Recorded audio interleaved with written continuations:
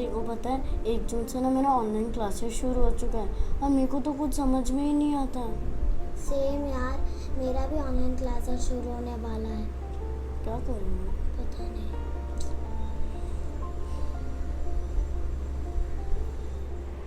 बच्चों, कुछ बात है? बड़े टेंशन में दिख रहे हो। मे आई हेल्प यू? वो मौसी, हम लोग अपने स्टडीज़ के बारे में बात कर रहे हैं कि 1 जून से जो मेरा ऑनलाइन क्लासेस है ना वो स्टार्ट हो चुका है और मुझे कुछ समझ में नहीं आता। जो टीचर होमवर्क देते हैं उसको मैं करना है भूल जाता हूँ। अच्छा, ये बात है। तो जब आप भूल जा रहे हैं या नहीं समझ में आ रहा है तो आप अपने टीचर को उसी टॉपिक को फिर से एक्सप्लेन करने बोलिए। टीचर आपको ज़रूर एक्सप्लेन करेंगी, पर बेटा जब तक आपको वो टॉपिक नहीं समझेगा तो फिर आपकी पढ़ाई और आपका टाइम दोनों वेस्ट हो रहा है। और अभ्या बेटा, आपकी क्या प्रॉब्लम थी जो आप अर्जुन से शेयर कर रही थी, मुझसे नहीं? मामा, मेरी भी ऑनलाइन क्लासेस शुरू होने वाली है। मैं भी बहुत एक्साइटेड हूँ, पर मुझे अर्जुन भैया की बातें सुन के बहुत थोड़ा डर लग रहा है। इसमें डरने वाली कोई बात नहीं है। अपना एक्साइटमेंट बनाए रखो। और आप दोनों की क्या प्रॉब्लम है मुझे अच्छे से समझ में आ गई है। क्या? कंसंट्रेशन, फोकस, एकाग्रता। कंसंट्रेशन वो कैसे? देखो, आपका स्कूल क्लोज कब होता है? Mid April. But covid case बढ़ने के कारण आपका स्कूल क्लोज कब हुआ? मिड मार्च। एग्जैक्टली, जिसकी वजह से आपका 2 महीने का वैकेशन हो गया 3 महीने का, और आपकी स्टडी हैबिट में आ गया एक लॉन्ग गैप। हाँ, लेकिन आप तो हमारी स्टडीज़ कराती हो। बिल्कुल कराती हूँ, लेकिन स्कूल स्टडी और होम स्टडी में डिफरेंस है कि नहीं?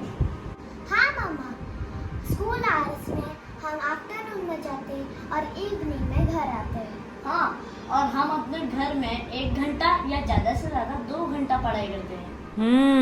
अब समझा डिफरेंस? तो मौसी, इसमें कंसंट्रेशन कहाँ से आया? आपके स्टडी रूटीन में जो डिफरेंस आया है ना बेटा, वहाँ से। आपकी जो स्टडी रूटीन थी वो चेंज हो गई और धीरे धीरे आपकी वो आदत जाने लगी। आपका कंसंट्रेशन स्टडी से शिफ्ट होकर आ गया खेल कूद पर। तो हम क्या करें मम्मी? हम अपने कंसंट्रेशन को अपने स्टडीज़ में कैसे यूज़ करें? Good question. इसका एक ही उपाय है। योगा? योगा नहीं, योग। योग ही सही उच्चारण है। उच्चारण मीन्स प्रोनंसिएशन। वो तो हम इंग्लिश में YOGA लिखते हैं ना, इसलिए लोग उसको योगा योगा बोलते हैं, जो कि गलत है। हाँ सच में मौसी, योग से हमारा कंसंट्रेशन अच्छा हो जाएगा। योग हमारी संस्कृति है, हमारे ऋषि मुनियों की देन है हमें। आज कई हजारों साल पहले केवल योग के माध्यम से ही हमारे ऋषि मुनि आकाश गमन किया करते थे। उन्हें किसी हेलीकॉप्टर या एरोप्लेन की ज़रूरत नहीं पड़ती थी। अभ्या, अगर मैं अमेरिका में हूँ और हमें आपस में कांटेक्ट करना है तो हम कैसे करेंगे? मोबाइल से। राइट, पर उस समय हमारे ऋषि तपस्वी अपनी योग की शक्ति से माइंड टू माइंड अपने मन से बातें किया करते थे। सच में? हाँ, इसका बेस्ट एग्जाम्पल आप आज भी देख सकते हैं। आपने कभी भगवान को देखा है? नहीं।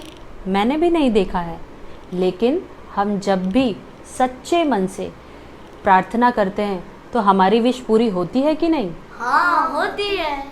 क्योंकि हम जब भी प्रार्थना करते हैं तब अपना पूरा कंसंट्रेशन हम भगवान में लगाते हैं, जो कि योग का एक अंश मात्र है। वाह मौसी, योग का एक अंश इतना पावरफुल होता है तो पूरा योग कितना पावरफुल होगा। हाँ सच्ची, पूरा योग तो भगवान से ही मिला दे। हाँ, ज़रूर मिला सकता है। तो चलो, आप लोग रेडी हो जाओ अपना कंसंट्रेशन बढ़ाने के लिए और फटाफट चेंज कर लो। ये हम योग करेंगे। नमस्कार दोस्तों, मैं टीचर शिल्पा आप सभी का एक बार फिर अपने चैनल शिल्पा स्टिचिंग में आपका स्वागत करती हूँ।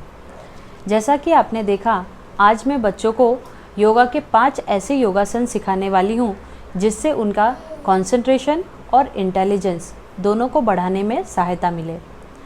ये वीडियो देखने से पहले मेरी आप सभी से एक रिक्वेस्ट है कि आप जब ये शिल्पा स्टिचिंग वीडियो देखें तो प्लीज़ अपने बच्चों को साथ में दिखाएं, क्योंकि ये सारी मेहनत मेरे स्टूडेंट्स के लिए है। और आगे का वीडियो देखने से पहले चैनल को सब्सक्राइब करना ना भूलें और बेल आइकन को हिट करना ना भूलें, जिससे आपको शिल्पा स्टिचिंग के नोटिफिकेशन मिलते रहेंगे। योग शुरू करने से पहले हम योग क्या है, योग किसे कहते हैं, उसके बारे में जानेंगे। योग का अर्थ होता है जोड़ना, मन, बुद्धि, शरीर को आत्मा से जोड़ना। और जब मन, बुद्धि, शरीर आत्मा से जुड़ती है तो उस स्थिति को आसन कहा जाता है। योग के अंतर्गत सब कुछ आता है, जिसे अष्टांग योग कहा जाता है। यम, नियम, आसन, प्राणायाम, प्रत्याहार, धारणा, ध्यान, समाधि, ये 8 अंग हैं योग के। तो आज हम जो योग करने वाले हैं उसमें आसन और प्राणायाम हम दोनों करेंगे। और पहले शुरू करेंगे हम पर्वतासन से। पर्वतासन में हम पद्मासन की स्थिति में बैठते हैं। तो पहले एक पैर को दूसरे पैर पर उठा के रखेंगे। Very good. और अब दोनों हाथों को अपने साइड से ऊपर लेते हुए और इनहेल करते हुए, श्वास भरते हुए हाथों को जोड़ेंगे और होल्ड करेंगे। आप जितनी देर होल्ड कर सकते हो उतना ही आपको होल्ड रखना है और फिर धीरे धीरे अपने हाथों को नीचे ले आना है। ठीक है, अब एक बार फिर करेंगे। अपने श्वास को होल्ड करके रखना है, जिससे आपकी एकाग्र शक्ति बढ़ती है। और अब आप धीरे धीरे रिवर्स पोजीशन में आ जाइए। सांस छोड़ते हुए, एक्सहेल करते हुए अपने हाथों को नीचे लेना है और रिलैक्स की पोजीशन में आना है और अपनी आंखों को धीरे धीरे ओपन करना है। कैसा फील हो रहा है? बहुत अच्छा लग रहा है। गुड। अब हम करेंगे भस्त्रिका प्राणायाम। ठीक है, भस्त्रिका प्राणायाम में हमको स्ट्रेट बैठना होगा और वही, या तो आप सिंपली ऐसे भी बैठ सकते हैं और या तो पद्मासन में बैठना है। आप वज्रासन में भी बैठ सकते हैं। आप जिस पोजीशन में कंफर्टेबल है आप उसमें बैठ सकते हैं। तो और अपनी ये इंडेक्स फिंगर और थंब को ऐसे जोड़ना है और बाकी की तीनों उंगलियों को ऐसे स्ट्रेट रखना है। ठीक है, और अब आंखें बंद करेंगे और सांस भरते हुए इनहेल करेंगे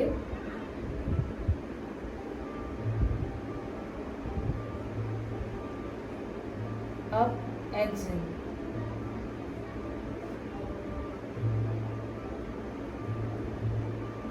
इनहेल,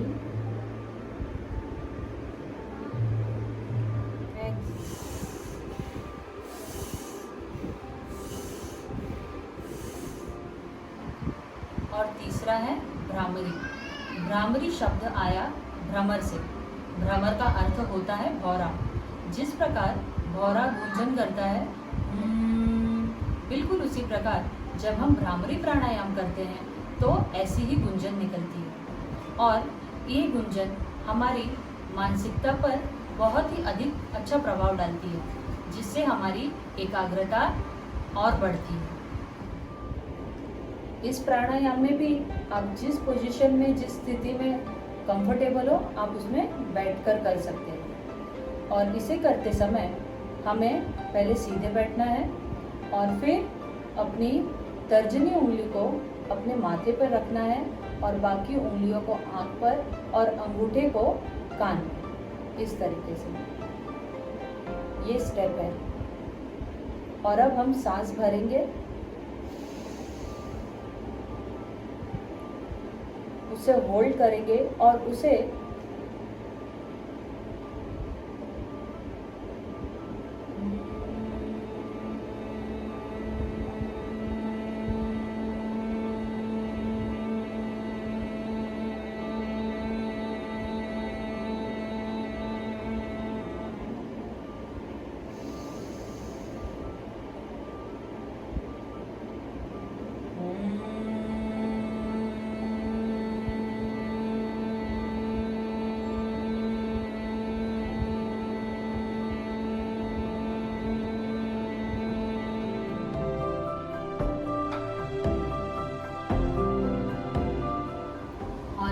चौथा है त्राटक।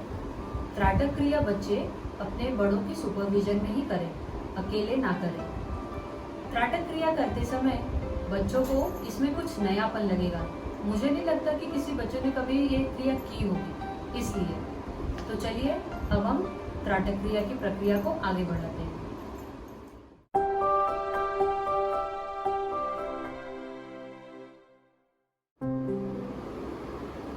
तो बच्चों, आपने देखा त्राटक प्रक्रिया कैसी होती है।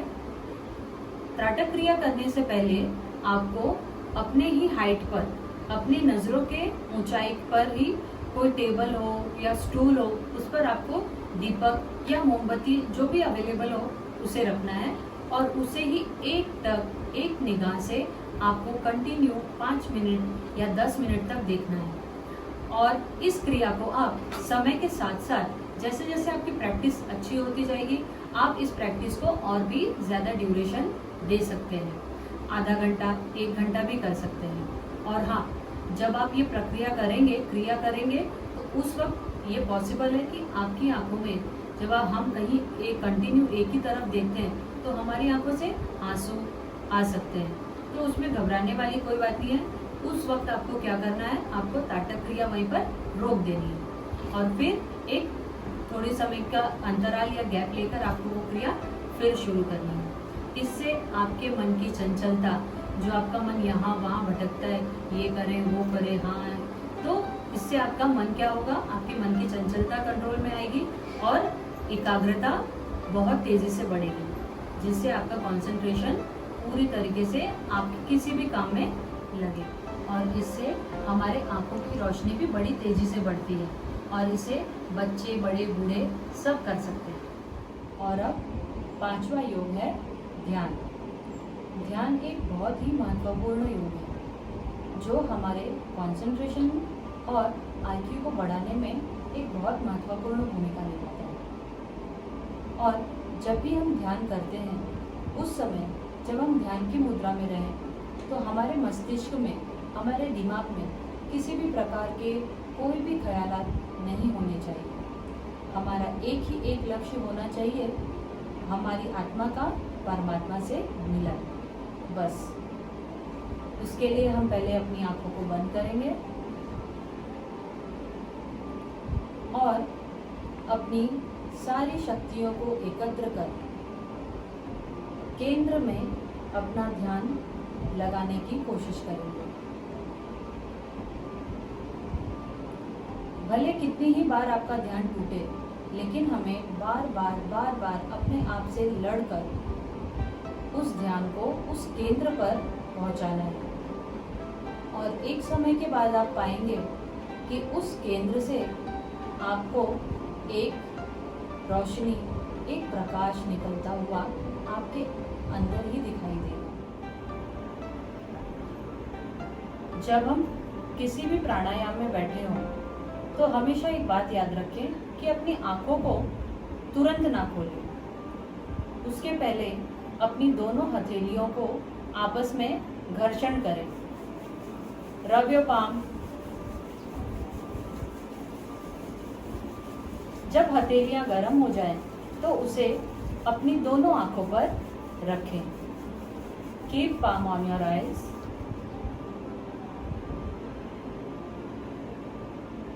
Remove your palm so slowly from your eyes.